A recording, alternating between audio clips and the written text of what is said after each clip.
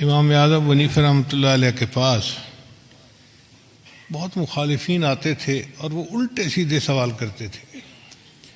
وہ چاہتے تھے کہ کسی طرح امام ابو حنیفہ کو ہم لوگوں کے سامنے شرمندہ کریں اور پریشان کریں.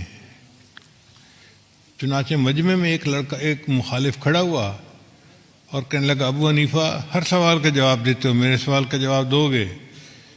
تو امام صاحب نے فرمایا پوچھو. کہنے لگا مجھے بتائیں کہ پاخانے کا ذائقہ کیا ہوتا ہے. کیسا عجیب سوال تھا. تو امام ابو حنیفہ نے فرمایا کہ میٹھا ہوتا ہے.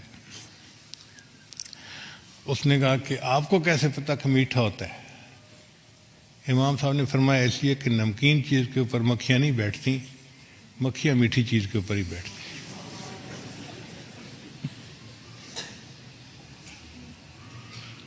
تو اللہ نے ایسی ان کو ذہانت عطا فرمائی تھی، بات کی تہ تک پہنچ جاتے تھے.